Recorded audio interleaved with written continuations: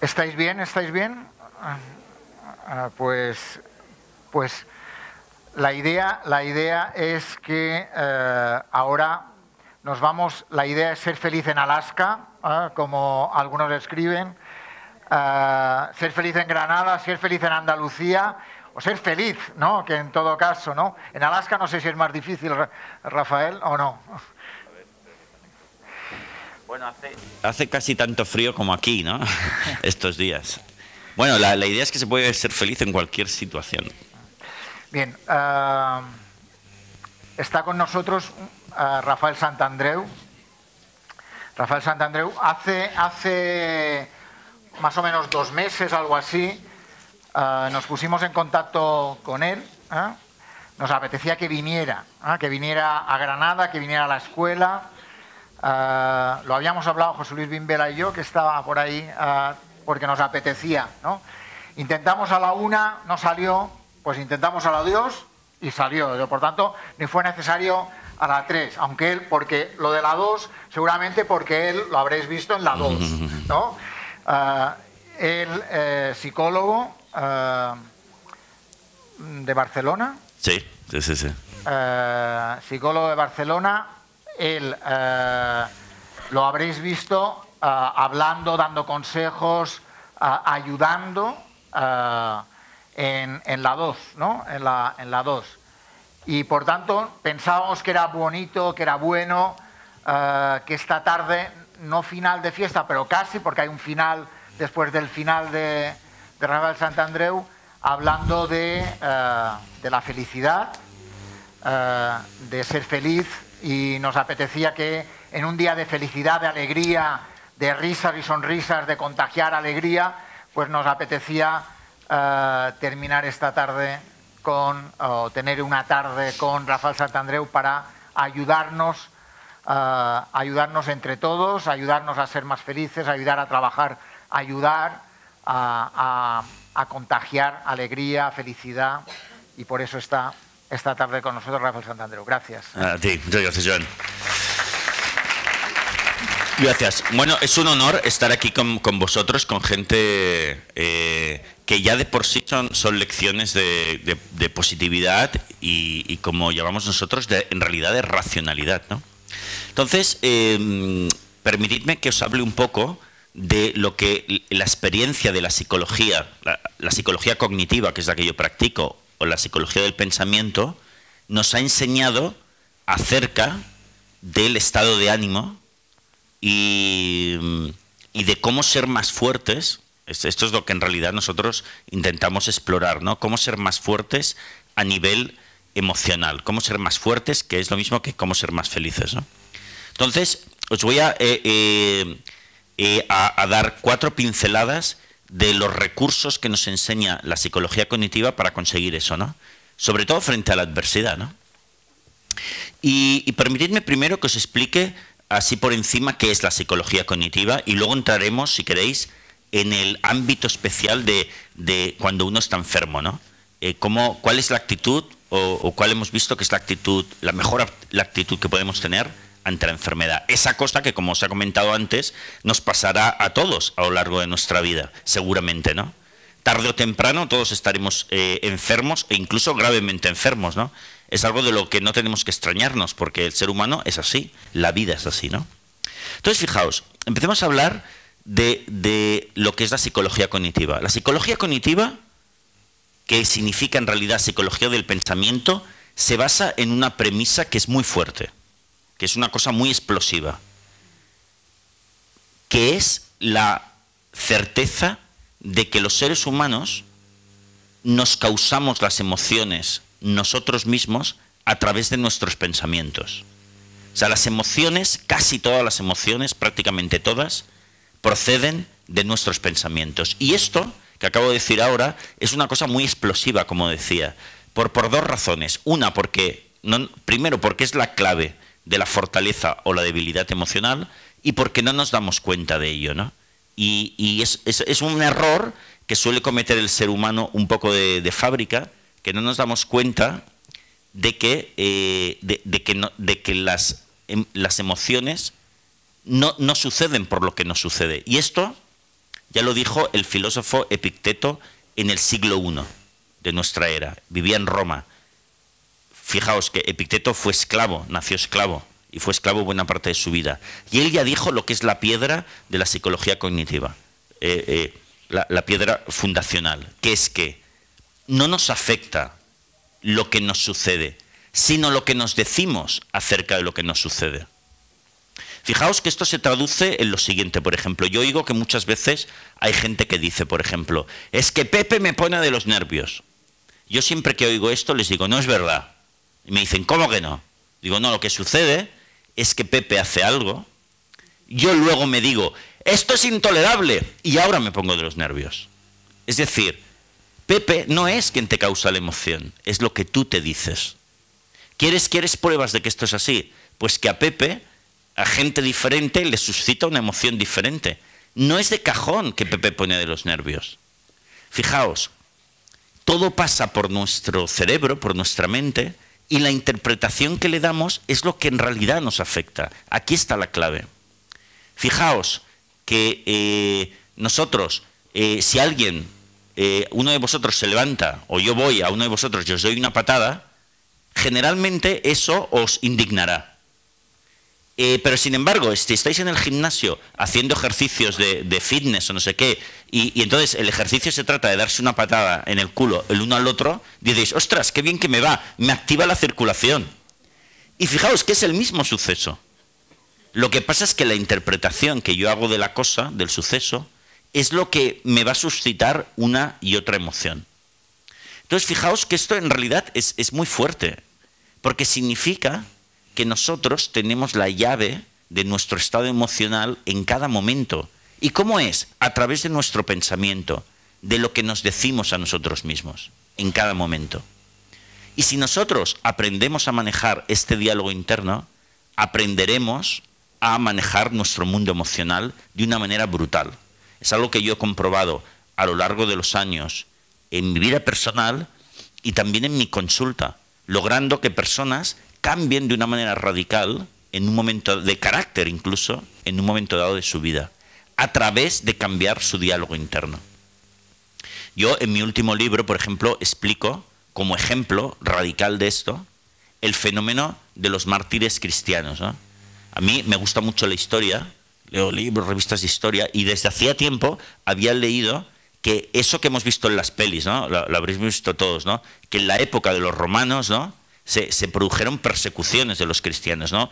El cristianismo era una religión perseguida y el castigo, cuando los encontraban y tal, era llevarlos, había muchos castigos, pero uno de ellos era llevarlos al circo romano para que se lo comiesen las fieras en plan espectáculo. Eso sucedió de verdad. La primera persecución de los cristianos ocurrió en el año 61, en la época de Nerón. Totalmente cierto.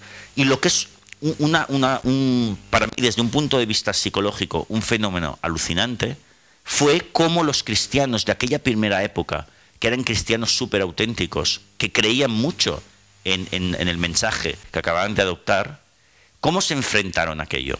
Hay crónicas, os quedaríais parados de leer las crónicas de los historiadores romanos de la época, en la que describen la sorpresa de todo el pueblo romano que estaba allí en aquellos estadios, ¿no?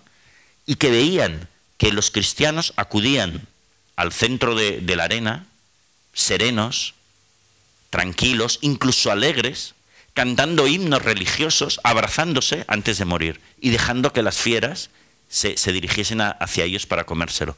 De hecho, el pueblo romano estuvo tan sorprendido de ver día tras día el fenómeno de los mártires cristianos sosegados, que fue la propaganda más potente y más increíble que pudo haber tenido el cristianismo dentro del Imperio Romano. De hecho, en 150 años solamente a partir de eso, el cristianismo se colocó como la religión única y oficial de Roma. Se produjo un cambio brutal.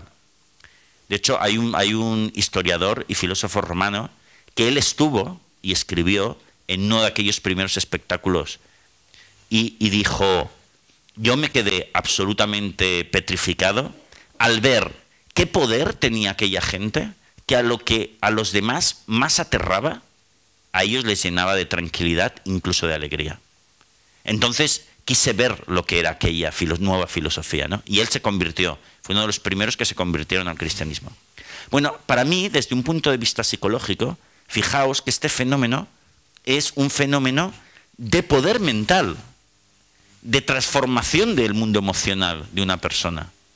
Y se conseguía a través de unas creencias, un conjunto de creencias muy potentes y muy profundas que te llevan a controlar tu estado emocional prácticamente en cada momento. Ese es el poder de nuestra mente a la hora de dirigirla en cada una de las ocasiones de nuestra vida. Y nosotros podemos entrenarnos para convertirnos en personas muy fuertes, quizás no tanto como los mártires cristianos, pero muy fuertes y con mucha capacidad para la felicidad en cada momento. Entonces, fijaos que y hago un resumen como muy grande de lo que es la psicología cognitiva. Nosotros, la clave o el método de funcionamiento básico de la psicología cognitiva, que por cierto, muchos de vosotros que habéis estado aquí la conocéis ya, porque la habéis aplicado de manera autodidacta quizás a vuestra vida y a vuestra enfermedad, es lo que yo llamo, lo que yo digo, la máxima es no terribilizar jamás. ¿Qué es eso de terribilizar, este verbo que me he inventado? Terribilizar significa que nosotros nos comprometemos a no considerar que ninguna adversidad que me puede pasar en la vida puede arrebatarme la felicidad. Pues es verdad que las adversidades pueden ser incómodas, las adversidades, bueno, te pueden impedir cosas, pero no la felicidad. Porque cuando nosotros calificamos con nuestro diálogo interno que algo es terrible, queremos decir que ya no podemos ser felices. Y fijaos que tenemos esta palabra terrible todo el tiempo en la boca, ¿no? Pues eso es un gran error. Las personas más fuertes y felices están convencidos de que no hay nada terrible en la vida. A ver, si lo peor que nos puede pasar a los seres humanos es morirnos, y esto está asegurado, incluso es natural, ¿qué hay de terrible en la vida? Nada. Y además tenemos miles, cientos de miles de pruebas de que esto es así. ¿Cómo? Los cientos de miles de personas que aun teniendo adversidades y grandes adversidades son felices. Ellos son prueba de que en realidad si nosotros queremos no hay nada terrible en la vida. Es decir, podremos ser felices siempre. Fijaos que yo en mis libros, por ejemplo, me gusta hablar de muchos ejemplos como han salido aquí, porque a veces las personas aprendemos más de los ejemplos o por imitación que de lecciones así propiamente dichas, ¿no? Y yo, por ejemplo, en mi primer libro, sobre todo, dedicaba todo un capítulo a hablar de una persona que para mí es un modelo importante, que es el científico Stephen Hawking. ¿Sabéis? El científico en silla de ruedas que no puede moverse en absoluto, ni siquiera hablar. No puede mover ni los músculos de la boca, ¿no? Y sin embargo, se ha convertido en estos últimos, hace más de 40 años que está en esta situación, y sin embargo se ha convertido en uno de los mejores científicos de todos los tiempos, pero no solo eso, sobre todo en una persona muy feliz. Él en alguna biografía, él cuenta que cuando él tenía 21 o 22 años, le diagnosticaron la ELA, esta enfermedad, esclerosis lateral amiotrófica, y que él tuvo una depresión cuando le diagnosticaron la enfermedad y ya empezaba a perder movilidad. Entonces estuvo como 6 meses prácticamente encerrado en su habitación de la Universidad de Cambridge, todo el mundo preocupado por él, pero al cabo de 6 meses salió curado de su depresión y con una frase que se repite todos los días de su vida, que es: quejarse es inútil y una pérdida de tiempo, no lo pienso hacer. Mientras tenga cosas valiosas que hacer por mí y por los demás, yo puedo ser feliz, porque en estos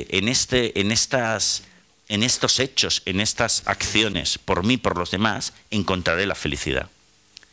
Nosotros en psicología cognitiva, haciendo de psicólogos, viendo pues a muchas personas que estamos neuróticos, la sociedad cada vez nos vuelve más neuróticos, hemos aprendido que en realidad la depresión, la ansiedad, las obsesiones, todos los trastornos psicológicos, en realidad se pueden resumir en quejas y más quejas, como decía Stephen Hawking.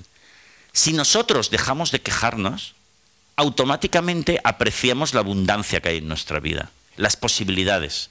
Pero eso sí, tenemos que dejar de quejarnos. En ese sentido, un psicólogo súper famoso en los años 70, que se llamaba Anthony Di Mello, que además de psicólogo era sacerdote, era hindú, pero estaba establecido en Estados Unidos, él decía que el problema de la infelicidad, el de la depresión, de la ansiedad, etcétera, reside en que los seres humanos, con frecuencia, no nos permitimos ser felices. No nos lo permitimos nosotros a nosotros mismos. Nos decimos, no, es que me niego a ser feliz si no tengo novia. No, hasta que no tenga novia no puedo ser feliz. O no puedo ser feliz hasta que no tenga ese determinado trabajo que deseo. O hasta que tenga salud completa, etcétera, etcétera. Entonces, fijaos que somos nosotros los que nos impedimos la felicidad, con nuestro diálogo interno una vez más. Entonces, otra clave, fijaos que hemos dicho que una de las claves de la fortaleza mental es no caer en la terribilitis. Nada es terrible. Siempre poder ser feliz, si así yo lo creo. Y otra condición de la que yo hablo muchas veces es aligerarse de necesidades o combatir la necesititis, otra enfermedad. Esta es la enfermedad del siglo XXI. Es decir, darse cuenta que en realidad los seres humanos necesitamos muy poco para estar bien. Necesitamos en realidad solo el agua, la comida del día y después nuestra capacidad de amar la vida y a los demás. Fijaos que por aquí ha habido un ejemplo que igual decían, y también la poesía, ¿no? Que era lo vuestro. La capacidad, la poesía en realidad es la capacidad puesta por escrito de amar las cosas que nos rodean, ¿no? De apreciarlas. Fijaos que yo también en mis libros suelo hablar. En mis 3 libros que he publicado hasta ahora ha salido esta persona que es una gran amiga mía, que se llama Tina Pereire. Tina es un poco conocida en Cataluña, en Barcelona, porque es la directora de unos voluntarios maravillosos, que son los voluntarios del Hospital Sant Joan de Déu de Barcelona, que es el hospital infantil más grande de España. Entonces, ahí hay un grupo, ahora mismo son 400 o 500, cada vez va subiendo, voluntarios, que dedican una parte de su jornada, un día a la semana o una tarde a la semana, en estar allí con los niños más enfermitos e intentar hacer que tengan una vida pues lo más natural y divertida posible. Bueno, la mayor parte de las veces ayudan más a los padres que a los niños, porque los padres de niños muy, muy enfermitos suelen estar peor que los niños a nivel emocional. Y hacen esa gran labor. Y Tina Pereire es una persona increíble, a la que yo admiro muchísimo desde hace muchos años. Ella tiene una gran fortaleza emocional, es una de las personas más alegres que transpiran felicidad que yo he conocido. Ella es muy creyente. Y yo creo que ese conjunto de creencias que ella tiene cristianas es la que le otorga esta fortaleza, ¿no? Pues os cuento una anécdota que me pasó con Tina hace un tiempo, que ejemplifica precisamente estos 2 conceptos de la psicología cognitiva. No terribilizar jamás y tener pocas necesidades, ¿no? Y que todo está en el pensamiento, ¿no? Y yo recuerdo que hace mucho tiempo me encontré a Tina por la calle en una ocasión, ¿no? Y lo normal, ¿no? Pues aquello que le preguntas, ¿qué tal, Tina? ¿Cómo va? Y Tina, que es una tía muy especial, va y me dice, ¿cómo? ¿Por dentro o por fuera? Y yo le digo, pues no sé, joder, Tina, de las 2 formas. Y ella me dijo, pues mira, Rafael, por fuera te explico, fatal. Y entonces me explica que en ese momento, y esto es así, resulta que su marido la había dejado. Se ha separado de ella en ese momento. Segundo, se acababa de arruinar económicamente. O sea, por culpa también de su marido, esta es otra historia, pero se dio cuenta de que había perdido todo. Su casa, etcétera, se tenía que ir a vivir casi sin dinero. Entonces no era directora de los voluntarios, etcétera, etcétera. A un pisito ahí como pudiese, no tenía ni un duro. Y por último, que su hija mayor, en aquel momento, le habían encontrado una enfermedad que podía ser muy grave. Y se encontró justo en aquella semana con los 3 problemas al mismo tiempo. Y me dijo, hombre, pues Rafael, por fuera muy mal, pero por dentro muy bien. Por dentro estoy feliz. Y Tina es así, no es una broma, no era un juego de palabras. Tina sabe que los problemas no tienen por qué determinar tu felicidad. Las adversidades son cosas que suceden. Pero si nosotros tenemos una filosofía de vida, una estructura mental de no terribilizar jamás y de tener pocas necesidades, bueno, tenemos esos problemas, pero no nos quita la felicidad. Están ahí, intentaremos resolverlos, pero si no los resolviésemos jamás, seguiríamos siendo felices. Esto es súper importante en psicología cognitiva, no terribilizar jamás. Y aplicado al tema de la enfermedad, que es el que nos ocupa aquí, fijaos que en psicología también es un tema que tratamos muchísimo, ¿no? Frecuentemente, aparte de gente pues, que tienen neurosis, ¿no? Que por cierto, algo que tenemos todos cada vez más, pues también llega mucha gente a verte a la consulta con una gran enfermedad, ¿no? Es algo que he tenido yo muchas veces, ¿no?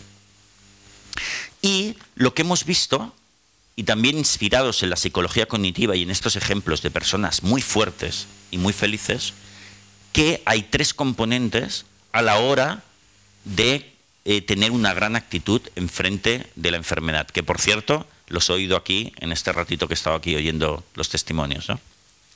Y yo creo que podríamos decir, o por lo menos desde mi experiencia clínica, que hay tres componentes que sería bueno que tuviésemos para cuando nos llegue la enfermedad, que por cierto nos llegará en algún momento de la vida a todos, si no nos ha llegado ya la gran enfermedad. Y son 3: aceptación alegre, sana competición, y ahora veremos qué es eso, y tercero, un punto muy importante, pero que a mí me gusta mucho, que es perderle el miedo a la muerte, ¿no? Aceptación alegre, sana competición y perder el miedo a la muerte. Aceptación alegre, ¿qué es esto? Es un concepto sutil, pero en psicología siempre hablamos de sutilidades, ¿no? De pequeños detalles que marcan la diferencia. Aceptación alegre significa darse cuenta que aún con la enfermedad yo puedo ser muy feliz. Y esto va en contraposición de la aceptación triste. ¿Qué es la aceptación triste? Es darse cuenta que puedo tirar con la enfermedad, que es muy diferente. Es decir, que puedo sobrevivir, que puedo malvivir con la enfermedad. Eso sería una aceptación triste. Pero nosotros lo que tenemos que buscar es la aceptación alegre. Es que yo puedo ser quizás más feliz de lo que he sido en toda mi vida a partir de ahora. Esto marca mucho la diferencia entre cómo me tomo una adversidad y es fundamental. Yo recuerdo que en una ocasión, y ya os digo que es una cuestión de matices, ¿eh? Estaba dando una conferencia en Barcelona, recuerdo, y al terminar la charla se me acercó una chica joven que debería tener, no sé, 29, 30 años, y me dijo: Rafael, me ha encantado la charla que has dado hoy, yo coincido muchísimo en esto que tú has explicado de la psicología cognitiva. Pero sabes, Rafael, yo estoy enferma, me han diagnosticado una enfermedad que, fíjate, tengo cierta inmovilidad y tal, y me dijo, pero, ¿sabes? Estoy luchando por ponerme bien y es lo que me sostiene, ¿no? Y yo le dije, ostras, me encanta tu ejemplo, pero si me permites, déjame que te aporte una corrección, que es que no digas que estás luchando por ponerte bien, di que estás trabajando por ponerte bien. Sé que es un matiz y que sé que a veces cuando decimos luchando queremos decir trabajando, pero es importante, fijaos, controlar vuestro diálogo interno, nuestro diálogo interno. No, a la palabra lucha, los que nos dedicamos a la psicología cognitiva la hemos quitado de nuestro diccionario, pero en general, nosotros no luchamos nunca, nosotros trabajamos. Porque luchar ya significa, ya es desagradable, tiene un tono negativo, significa que no soporto lo que tengo y me lo tengo que sacar de encima. Y esto va a hacer mucho más difícil tu trabajo. Nosotros hemos visto que el poder del disfrute es mucho más grande, es 10 veces más poderoso que el poder de la obligación. El poder de las metas, como aquí hemos visto ejemplos de personas que se han propuesto hacer el Camino de Santiago, correr maratones, todo eso no son luchas, son proyectos, son trabajos, en positivo. Y fijaos que esto está relacionado con la aceptación alegre. ¿Me puedo permitir ser feliz? Más de lo que he sido nunca en la vida. Por lo tanto, este es el primer paso, aceptación alegre. No os digáis nunca que lo que tenéis es tan malo como que para que no podamos ser felices. Claro que sí. Si Stephen Hawking es feliz, si Epicteto, que fue esclavo, fue feliz, ¿no lo puedo ser yo? Por supuesto que sí. Fijaos, hago un inciso sobre esto. Desde hace más o menos os voy a explicar lo increíble que es el poder del disfrute en comparación con el poder de la obligación, ¿no? Yo desde hace un tiempo estoy trabajando, desde hace años he trabajado con deportistas, de vez en cuando, con algún deportista de élite, y ahora últimamente estoy trabajando con un entrenador de fútbol, de primera. No puedo decir quién, ni el equipo y eso, por confidencialidad, pero estoy trabajando con él, ¿no? Y fijaos, el tipo, el primer día que vino a la consulta, me confesó que él le encanta el fútbol, pero él nunca ha disfrutado ni como cuando era jugador, ni como entrenador. Es más, siempre fue un sufrimiento del copón. ¿Por qué? Porque siempre estaba tenso jugando. Era delantero y siempre estaba con la tensión y la obligación de tener que marcar goles. Y estaba un poco hasta las pelotas de eso, ¿no? Entonces vino a verme, ¿no? Y entonces nosotros empezamos a trabajar con la psicología cognitiva, fijaos, con la terribilitis y con la necesititis. Oye, ¿y si perdieses todos los partidos a partir de ahora? El tipo se le cambiaba la cara. Pues eso sería terrible, con la chorrada que es el fútbol, amigo mío, ¿sabes? Y después con la necesititis. ¿Realmente tú necesitas ser entrenador de fútbol para ser feliz? Eso es de locos. Nadie necesita eso para ser feliz. Y fijaos que entonces, por primera vez en su vida, empezó a disfrutar de su trabajo. A decir, bueno, si pierdo da igual, pero soy un tío mega afortunado. Me pagan un pastón, trabajo con un grupo de gente joven maravillosa, al aire libre, haciendo en realidad un juego. ¿No soy afortunado? Por supuesto que sí. Y me da igual lo que suceda, pierda o no.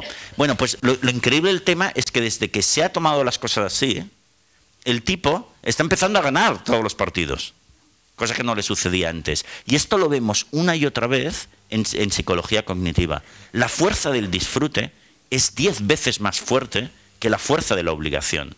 La fuerza de la obligación y la fuerza de voluntad es de mediocres. La fuerza de la alegría y de los objetivos maravillosos es súper fuerte, mucho más fuerte. Por lo tanto, no os digáis nunca, o no nos digamos nunca, esta enfermedad que yo tengo es terrible, o necesito tener salud completa para ser feliz. ¿Sabéis aquello que se dice, que normalmente en la sabiduría popular, ¿no?, se dice que las dos cosas más importantes igual en la vida, no sé, es el amor, el dinero, la salud, ¿no? Las tres cosas más importantes, ¿no? Y a mí me parece absurdo. Yo creo que ninguna de estas tres cosas es realmente importante para ser feliz. Pero me parece que incluso la más tonta de todas es la salud. ¿Por qué? Porque la salud es lo primero que perdemos los seres humanos. Prácticamente a partir de los 20 y pico años ya más o menos vas perdiendo salud. Coño, yo antes no llevaba gafa, tenía pelo, no me dolía la espalda. Voy perdiendo salud. Y cuidado, chicos, porque en un momento dado la perderé del todo. Es completamente seguro que perdemos salud. Entonces, apegarse a algo que sabemos que, bueno, que vamos a ir perdiendo seguro, es algo absurdo. Además, hay otra prueba muy importante que hemos mencionado antes. Los miles o cientos de miles de personas con una salud un poco mala, como Stephen Hawking, y que son felices. Por lo tanto, claro que se puede. Por lo tanto, nada de luchar. Y este es el concepto que yo llamo aceptación alegre. El segundo lo llamo sana competición. Y esto me ha inspirado sobre todo en el caso de Lance Armstrong, el ciclista, ¿verdad? ¿Conocéis el ciclista, a Lance Armstrong, que ganó 7 tours seguidos? Luego tuvo algo de mala prensa porque, bueno, el tío se dopó un poco, pero tampoco le resta todo el mérito, ¿no? Pero a mí, más que su carrera deportiva, lo que me interesa de Lance Armstrong es que él tuvo un cáncer muy severo. De hecho, él llegó a tener hasta 6 tumores en el cerebro, que él dice que eran casi del tamaño de una pelota de golf. Él se curó de aquella enfermedad y, por cierto, después ganó los 7 tours y, bueno, sigue por el mundo compitiendo, haciendo otras cosas. Entonces, a mí leí una autobiografía de Lance Armstrong y él dice que durante toda su enfermedad él estuvo bien, él estuvo positivo y fuerte. Y eso le ayudó, él cree que le ayudó a vencer a la enfermedad. Pero él hizo una cosa que a mí me parece una ocurrencia muy buena, que es en cuanto a él le diagnosticaron la enfermedad, él se propuso convertirse en el mejor enfermo de cáncer de Estados Unidos. Dijo, yo soy un competidor nato, pues esta es una competición más. Y dijo, a partir de ahora se va a enterar este cáncer. Voy a obtener a los mejores médicos, les voy a hacer caso en todo, voy a cuidar mi salud, voy a hacer deporte, voy a hacer terapias alternativas, cuidar mi dieta y además ayudar a los demás. Y él se dijo a sí mismo, claro que sí, y además esta va a ser la competición más importante de mi vida. Si me curo, menudo premio, es mucho mejor que cualquier Tour de Francia. ¿Y si muero? Bueno, ¿a quién le importa? Una vez muerto ya no te enteras. Vamos a competir. Y esa es una actitud fantástica a la hora de, primero, afrontar cualquier adversidad y sobre todo más la de la salud, que es una competición que puede ser fascinante también y bastante importante. De hecho, las personas que mejor afrontan la enfermedad son aquellas que también afrontan la vida con lo que yo llamo la actitud del viajero, del mochilero, ¿no? Yo tengo algunos amigos en Barcelona que son grandes viajeros, ¿no? Y como mi amigo Josan, que es el director de una revista del National Geographic de viajes, que se edita en Barcelona, y él siempre ha sido un gran viajero. Y a mí siempre me ha alucinado cuando estamos en alguna comida y estamos con otra gente y él empieza a relatar alguno de sus viajes, ¿no? Como por ejemplo cuando estuvo en Nepal, le robaron el pasaporte, intentó pasar una frontera, le pillaron, le metieron 3 días en la prisión, hizo allí unos cuantos amigos, después salió sin dinero y cómo se las arregló para obtener algo y poder salir del país. Y él lo cuenta con una sonrisa, con una alegría. Dice, claro, son los avatares del viaje. La actitud del viajero es maravillosa, porque viven, y a él le encanta viajar. Aquí hemos oído gente que decía, lo que más me gusta en la vida es viajar.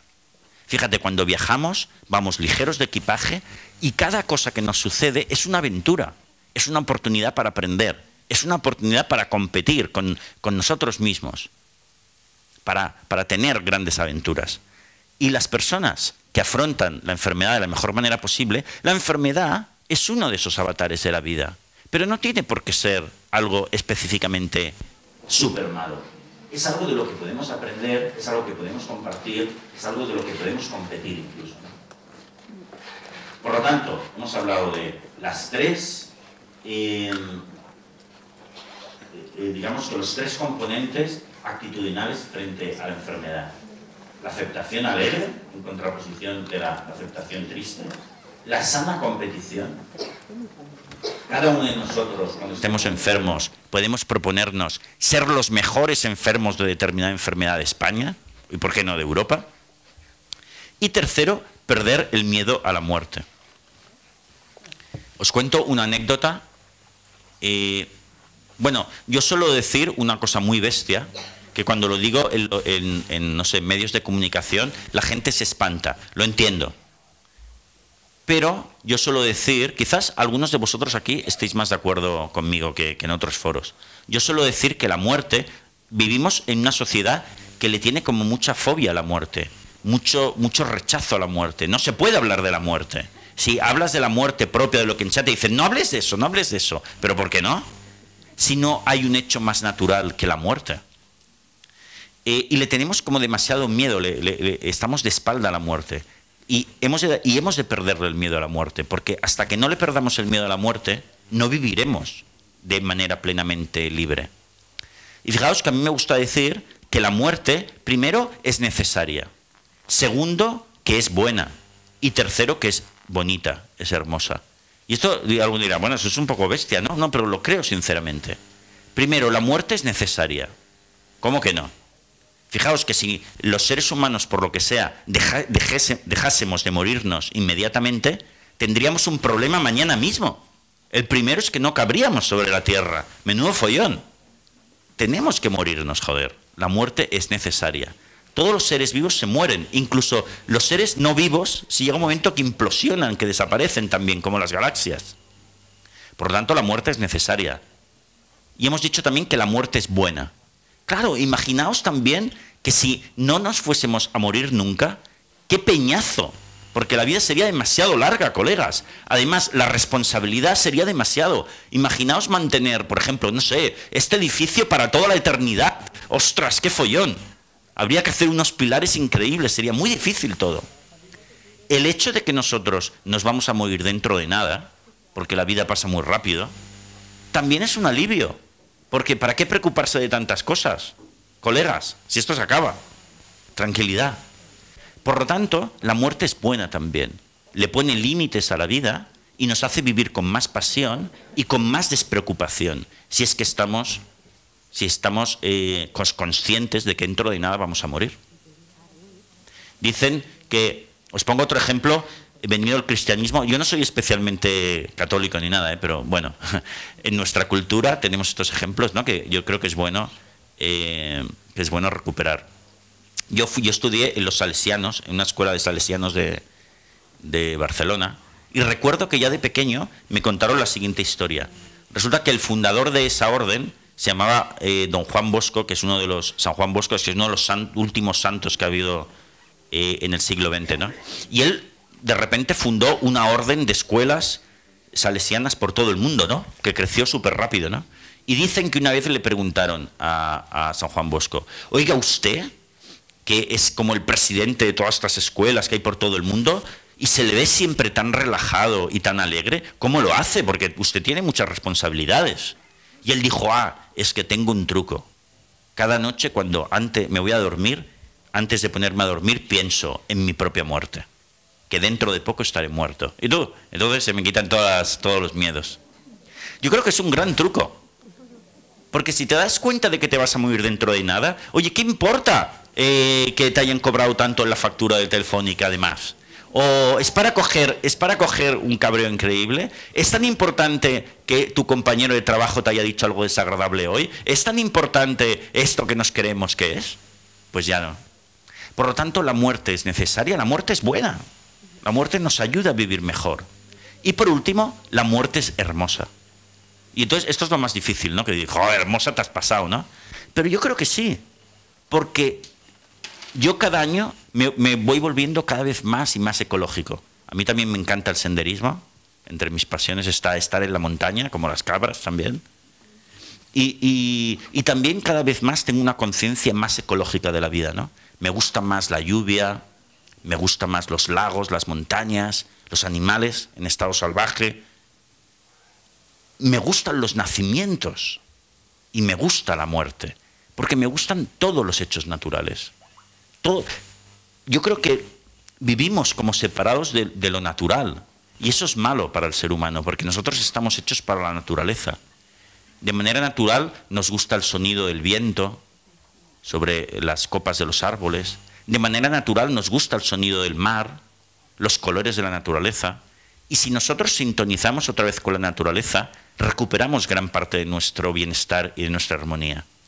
Pero ello también implica ver con reverencia, aunque no lo entendamos, porque no entendemos un carajo los seres humanos de lo que pasa en el universo, pero ver con reverencia todos los fenómenos de la naturaleza. Yo desde hace tiempo, y esto es cierto, cuando voy a un funeral, siempre a las personas que hay allí, a mis amigos o quien sea, yo ya no doy el pésame. Yo digo: ostras, tu padre ha vivido una gran vida, joder, tendríamos que celebrarlo. Porque a su padre, esto no lo suelo decir si no es un paciente, pero les suelo decir, a los que son pacientes y han tenido un fallecimiento de alguien cercano, les suelo decir: recuerda que a tu padre no le ha pasado nada malo. A tu padre le ha pasado lo normal. Morirse es bueno. Es algo que nosotros no entendemos. Pero es que nosotros no entendemos un carajo de qué hacemos aquí. Fijaos que para empezar ni sabemos qué hacemos en esta pelota que gira en un mar de pelotas en el universo. Ok, pero sabemos que hay unas leyes naturales que manejan todo y que son maravillosas. También la muerte. Por lo tanto, el tercer paso es perder el miedo a la muerte. Y bueno, yo de hecho todos mis familiares saben que los tengo adiestrados para que el día que yo la palme, no tienen, bueno, primero no se me ha de enterrar a mí, ni incinerar, nada. Yo he donado mi cadáver a la ciencia. Además, cerca de mi despacho en Barcelona está el Hospital Clínic, donde tengo buenos amigos y ya saben que a mí me han de llevar inmediatamente allí y donar mi cadáver a la ciencia. Allí, total, en menos de una hora se te llevan el cadáver, no hay que enterrar, fenomenal, todo limpio, perfecto. Y además le doy un uso último, ¿no?, a mi cuerpo, genial. Y mis familiares, mucho más barato, por supuesto, soy catalán, eso se tiene que notar. Y mis familiares ya saben lo que tienen que hacer, no tienen que hacer ninguna misa, no tienen que hacer ningún entierro, lo que tienen que ir es a tomarse copas en mi honor. Y entonces cada uno sabe pillar una copa, lo que más le guste, y brindar. Y decir, Rafael tuvo una vida del copón y ha querido decirnos, nos pide que la tengamos nosotros, porque será muy corta, antes de seguirle. Y punto. Brindar y fuera, se ha acabado. Porque la muerte es buena. La muerte es hermosa, es necesaria. Y para acabar os cuento un caso de... en relación a esto de la muerte. Pero antes vamos a repasar. Yo que he sido profe, todavía me queda el deje este de esquematizar. Pero yo creo que va bien, ¿no? Fijaos que hemos dicho, hemos hablado primero del ABC de la psicología cognitiva. Pensad, siempre que tengáis, y esto lo podemos resumir de alguna manera, siempre que tengáis a partir de ahora una adversidad en vuestra vida, pequeña o grande, pensad, ¿qué me diría Stephen Hawking de esta adversidad? ¿Qué es el fin del mundo? ¿Qué es la guerra nuclear? Bueno, pues Stephen Hawking tiene razón y vosotros no. Y por lo tanto, psicología cognitiva nos enseña a no terribilizar y a tener pocas necesidades, a andar ligero por la vida, activar la fuerza del disfrute y nunca de la obligación, o poquito la de la obligación. Y por último, hemos visto las tres herramientas para afrontar cualquier adversidad, pero todavía más la de la enfermedad. Aceptación alegre, podemos ser felices aunque estemos enfermos. Sana competición, vamos a convertirnos en los mejores enfermos de toda Europa. Y perder el miedo a la muerte. Y para acabar os cuento esta anécdota. Yo suelo contar muchas veces anécdotas familiares mías, ¿no? Los pobres de mi familia salen en todos mis libros. No siempre bien. Entonces, en una ocasión sucedió lo siguiente en mi familia, ¿no? Mi padre tuvo un problema cardiovascular y en un momento dado le tenían que operar y le tenían que hacer 3 bypasses y no sé qué cosa más. Vamos, un follón. Y yo recuerdo que el día antes de la operación estábamos en el hospital, allí en la habitación con mi padre, ¿no? Por la tarde, ¿no? Y intentábamos, yo qué sé, yo y el resto de los familiares intentábamos, bueno, que estuviese lo más relajado posible. La verdad es que el hombre estaba un poco acojonado. Y entonces, claro, decíamos lo típico, ¿no? Decíamos, yo por ejemplo decía, pero papá, mira, si hoy en día los bypasses los hacen como churros. Por ejemplo, le decía, pero si a Cruyff, que hace poco le han hecho también 2 bypasses y el tío está como una rosa. Íbamos diciendo cosas así, pero mi padre la verdad es que estaba igual de preocupado. Entonces en un momento dado llegó mi hermano Gonzalo, al cual yo quiero mucho, pero que es un trasto de la hostia. Y estábamos allí y bueno, pues diciendo esto, y la verdad es que el ambiente estaba cargado, estaba espeso, ¿no? Estábamos todos preocupados en realidad, ¿no? Y en un momento dado que estábamos allí, va ahí mi hermano y suelta lo siguiente. Yo creo que el tío se cansó un poco de aquello y va y de repente pasa. Pero papá, joder, y si mañana en la operación la palmas y te mueres, pues ya está, pues ya has muerto. Y entonces todos nos quedamos, ¿pero qué dice este animal? Pero de repente, y os lo puedo asegurar, sucedió algo como milagroso. ¡Puf! Desapareció ese aire, esa niebla que nos rodeaba la habitación. Mi padre de repente hizo, ¡puf!, le volvió el color a la cara y aquello desapareció. Yo recuerdo que después mi padre se operó con éxito, está vivito coleando también, armándola, como somos en mi familia somos, y año tras año después mi padre ha recordado cantidad de veces ese suceso. Él dijo: Gonzalo, a partir que dijiste eso aquel día, aquella tarde, por primera vez desde que estaba ingresado en el hospital, dormí tranquilo. Y era el día antes de la operación. Fijaos, porque aceptó ya la posibilidad de su propia muerte. Y solo eso ya le relajó por completo.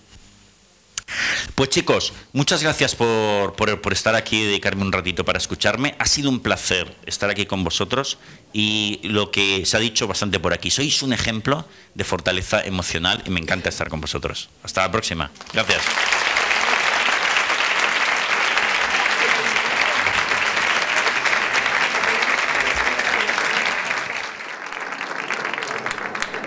Muchas gracias, Rafael. ¿Alguien quiere hacer alguna pregunta que no sea terrible? Sí, o crítica, tenéis ahora un segundito. Ahí, el debate es bueno. En el fondo, aquí a la derecha. Algunas preguntas, porque nos espera un cierre musical, o dos. Y no miro a nadie, ¿eh? Y no mira a nadie, ¿no? Ya ha habido tiempo, ¿no? Para ensayar y preparar la voz. Venga. Tenemos poco tiempo porque nos falta... Venga. Hola, buenas tardes. Yo soy Luis de Cádiz. Hola, Luis. Yo quisiera postillar con respecto al tema de la aceptación de la muerte, que en mi caso particular, yo le tengo dicho a mi mujer que si me muero, tiene muchas ventajas. La primera, la hipoteca se queda pagada. Se queda con dinerito, con una pensión. Y además no se tiene que preocupar porque un chofer me lleva en limusina a una casa y no se pierde. Muy bueno, sí señor. Un aplauso para él. Rafael, hola, soy Bea. Mira, es que he trabajado con la coordinación de trasplantes una serie de años y cuando tú has dicho lo de ceder el cuerpo a la ciencia, por favor no lo digas, porque resulta que con la crisis y por lo que tú has dicho precisamente, para no tener que pagar entierro, hay overbooking de cadáveres en los hospitales andaluces. Así que mira, vale, cuando os muráis, por favor, donad los órganos, que órganos sí hacen falta para hacer el trasplante. Pues lo cambiaré, donaré mis órganos. Hola, me llamo Rosa y quería preguntarle que cómo se supera la muerte de un ser querido joven. Muy bien. Hombre, es un tema de los más delicados, ¿verdad? Yo muchas veces, fijaos que muchas veces me han preguntado sobre esto y muchas veces la gente me dice lo siguiente: Rafael, es que por ejemplo, que un hijo se muera, claro, aceptar eso es más difícil porque no es natural, ¿no? Me suelen decir. Y yo creo que es muy importante que nos demos cuenta que la muerte es siempre natural. Incluso la muerte prematura es absolutamente natural. Fíjate que antes hablábamos de la ciencia de la ecología, que estamos de espalda a la naturaleza de la ecología y hemos de recuperarla. En todas las poblaciones, tanto animales como humanas, ha sido necesaria las muertes prematuras para el control de las poblaciones. La muerte es siempre natural. Yo creo que lo que hemos de pensar es que si una persona joven ha muerto, hemos de pensar que ha tenido una vida explosiva, maravillosa y brutal, en la plenitud de su vida. Tampoco le ha pasado nada malo. Fijaos que la gente más creyente suele pensar, bueno, esto es voluntad de Dios. Nosotros también podemos, aunque no seamos creyentes, la verdad es que es voluntad de la naturaleza, de algo que es mucho más grande que nosotros y que nosotros nunca llegaremos a entender de lo compleja que es, ¿no? Y por último, yo creo que hay un tercer factor súper importante, que es el siguiente, que es tanto aplicable a gente joven como a gente mayor. Si esas personas nos pudieran ver por un agujerito, que quizás lo hagan, ¿qué querrían que nosotros hiciésemos con nuestra vida? ¿Que la aprovechásemos al máximo antes de morir o que estuviésemos llorando todo el tiempo? Yo creo que sin duda esas personas desde arriba nos estarán diciendo: no hagas el gilipollas y aprovecha tu vida, aunque sea, hazlo por mí. Y yo creo que tenemos también, eso sí que es una bonita obligación que podemos tener para con los demás. Por lo tanto, aunque solo sea para honrar a esas personas, intentemos disfrutar de nuestra vida y aprovecharla de la mejor manera posible. Pero fíjate que en todo caso hemos de pensar en esta dirección y no en la otra. Puede costar más, puede costar menos, pero si nosotros, fijaos lo que hemos hablado en un principio, si entrenamos nuestra mente, nuestros pensamientos, nuestras emociones nos seguirán. Y no hemos de dejar de lado esa gran fuerza que nosotros tenemos dentro. Piensa que la gente que lleva mejor las muertes de seres queridos, incluso las de personas más jóvenes, es porque de una manera u otra usan sus pensamientos para sanar su mundo emocional. No lo dejes nunca de lado eso, ¿no? Buenas tardes, Rafael. Mira, yo cuando estaba hablando sobre la muerte, que es buena de alguna manera, aunque sí, las palabras son muy duras, yo eso me autoanalizo muchísimas veces y claro, digo, la muerte también es una liberación, porque si los que estamos pacientes, más que pacientes, tenemos una enfermedad grave, en ese momento del éxitus dejas de sufrir. Deja de sufrir el dolor, el pinchazo, la quimioterapia, etc. Es liberadora, eso por ahí. Lo segundo, también, a propósito de los duelos de familiares jóvenes, yo que he sido mamá de un chico con parálisis cerebral severa, tengo como grabado en la frente un comentario que me hizo un obstetra, que fue consejero de salud, Pedro Clavero, que fue nuestro delegado de salud hace tiempo, que llevó el embarazo de mi hija, o sea, la hermana de mi hijo primero, que es una niña sana. Cuando yo le dije que si me iba a dejar a término o programar una cesárea, dice, ya lo veremos, ya lo veremos. Digo, no vamos a ver nada. Digo, porque yo tengo un chico con parálisis cerebral y no quiero tener otro. Y creo que hizo un comentario la enfermera, que cuántos años vivían esos niños. Y recuerdo que él dijo, automáticamente dice, la naturaleza es muy sabia. Y esa es la palabra que yo tengo aquí. Es decir, por supuesto que yo me gustaría que mi hijo estuviera con nosotros, pero yo digo que la naturaleza ha sido muy sabia, porque como yo estoy en el meridiano de mi enfermedad, posiblemente, aunque yo me cuide, sea más que paciente, luche, tenga objetivos, escriba libros, exposiciones, etc., por naturaleza propia, mi enfermedad se va a ir agravando y llegaría un momento que mis cuidados no tendrían la calidad que tuvieron de aquí para atrás. Y yo digo, la naturaleza ha sido tan sabia que se lo ha llevado en plenitud de la vida, pero un niño, a pesar de su parálisis, feliz y viviendo a tope. Y mi marido me ponía este ejemplo. Es como si Juan Diego hubiera ido en un Ferrari, hubiera sido el campeón del mundo y al final se hubiera pegado la hostia. Pero ahora está ahí cuidándome, para que yo siga aquí estando en el club de pacientes. Estoy de acuerdo. Pues muchas gracias. Ya sabéis una cosa que nos ha contado, que hay que ir a entrenarse las cosas, hay que entrenarse para que las cosas nos salgan mejor, que las emociones fluyan mejor y por tanto hay que entrenar la mente, ¿no? Para que los pensamientos a la hora de trabajarlos no sean ni terribles, ¿no? Y que por tanto permitan una vida mucho mejor, ¿eh? Muchas gracias, Rafael, muchas gracias a todos.